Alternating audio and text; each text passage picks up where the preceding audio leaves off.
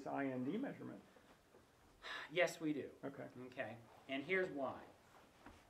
There's a system for locating sites on the scalp. It's called the International 10-20 system. Now the 10s and the 20s stand for percentages of the IND, inion to nasion distance. Let's just say, for the sake of argument, that this person's IND was 100 centimeters. Nice round number. By the way, if it were 100 centimeters, their head would be about Huge. this big. All right. Let's make the math easy. Okay. But 10% of 100 centimeters is 10 centimeters. So what you would do is you would go from these two locations and go up 10 centimeters, 10%, and the first location on the midline are the poles. That is, at the back of the head, the occipital pole, and the front of the head, the frontal pole. Okay? Now the occipital pole is over which lobe of the brain? Anybody? Do you not know your brain lobes? No, I Oh don't. man, well you gotta learn that. The occipital lobe, which everybody else in this room knows, is important for what kind of function? Vision, that's exactly right. One of the weird things about brain anatomy is that the business end of vision is here in the front, but the stuff that does all the job of processing what comes in through the eyes is all the way to the other side of the head. Why that is, I can't tell you. It's actually a developmental thing. But at the front of the head, of course, are what lobes, Greg? Frontal lobes, Okay, and what sorts of jobs are the frontal lobes involved with? decision making, executive function. Yeah, what we call executive function. There's motor there as well. Yep.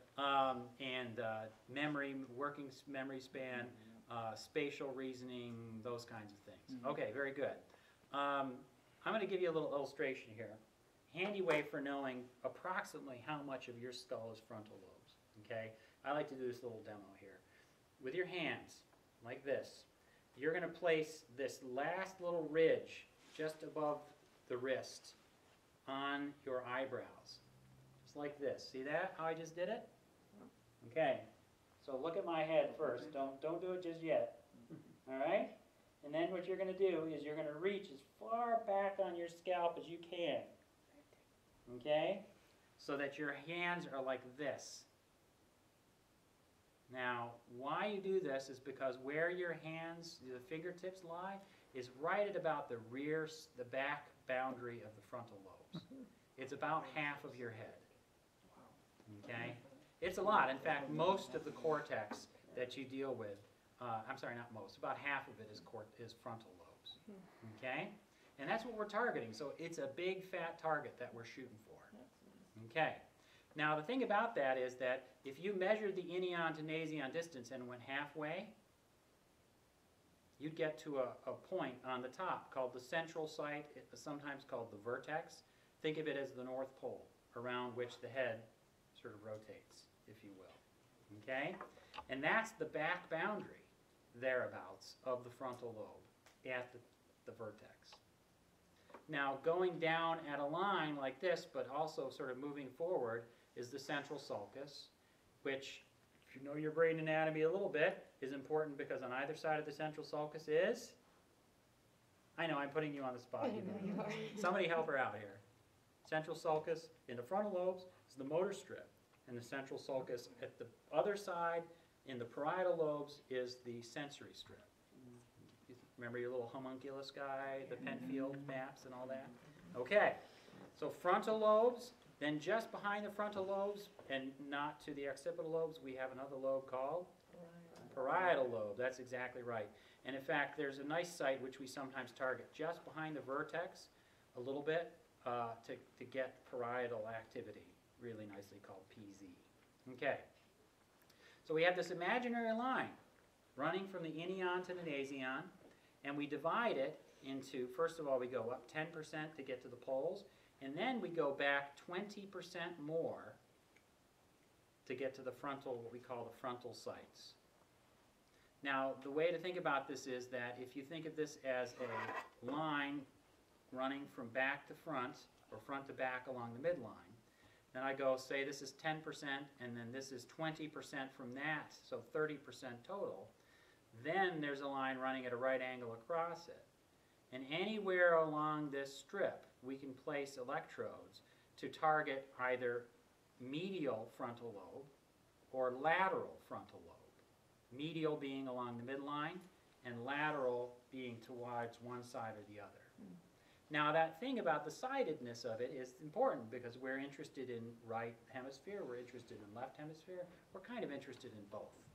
Now in the International 1020 system, all those sites to the right are designated with an even number, and all those sites to the left are designated with a negative, not a negative, an odd number, thank you.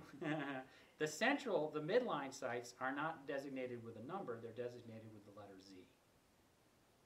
So, find that enion to nasion distance. Take 10% of it and go up from the nasion, frontal pole. Go up 20% more. Now we're along that frontal, we're at that FZ on the midline. Go at a right angle, left and right. And what we find are the F odd numbers in the left hemisphere and the F even numbers. Now, what they do to number them is, as you're close to the midline, it's low numbers. So FZ, F1, F2, F3, F4, F5, F7, and so as the numbers go higher and higher, they get farther and farther lateral. What we're going to target, I think, Chris, is F7 and F8. Okay? Now, how far is that? Well, if you were to look at this site like that and get to your frontal FZ site, you'd probably go out. Here's the outer canthes of the eyes, and it would be up from them, about like that. Now, I'll show you a 1020 map later on, so you can sort of square that with what I've been saying now.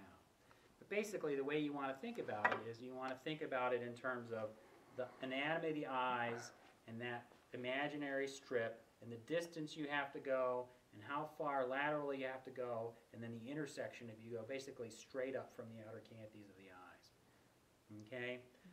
Obviously the eyes vary a little bit. Some people have more widely spaced eye sockets and some people have more narrowly spaced eye sockets. But I don't think it's enough of a factor here to make a huge difference. You're going to get yourself within a couple centimeters of the sites that you should be, and that will be good enough for us because you're going to be moving really rather quickly. Okay? If I were trying to use this to do diagnostic stuff like epileptiform recording sessions and stuff like that, we would be much more careful. When I did this last night, as I mentioned the other day, today I went to this sleep study. He hit F3 and F4, F3 and F4. He hit C3 and C4, which are what are called the central sites. These are down from the vertex. And then O3 and O4, which are occipital sites. So we had 3 like this and 3 like that, symmetrically. Okay? The reference, interestingly enough, was at the ground was at the vertex and the reference was at PZ, which I wasn't ready for, but that's what they did. Okay. Now, I've talked at you enough, and what I need to do now is I need to actually walk you through the prep, physically showing you how to do this. So I'm going to ask you to cut the videotape at this point, because what we're going to do is we're going to move into another situation, which is the setup of the station, the recording station. Okay? So what I need is I need to sort of set aside some of my props, and I need to get us in front of a computer with one that's ready to go. Why don't we use the one right behind you, Chris? We're going to move these tables this way so that he's got room to operate. I'm going to walk you guys through one, and then we'll do some recording, and then we'll finish with that, and maybe if we've got time, I'm going to have to do another. You guys are going to pull those tables back. Oh, yeah, go towards that door. Oh, they're connected somehow. Oh, you just gotta unplug it. Oh, okay. It's, yeah. Oh, Oh, that ground's wet. Sparks What? are gonna fly. Oh. All right. You worried me. You actually saw sparks. I'm like, there weren't actually No. sparks, were there? No. Okay. Well, I haven't had a biology or anything class in like 15, 18 years. Don't worry about it. Like, I I want to study in all of these You subjects. ever like take a Well, deep that's what we're doing this for. We're learning.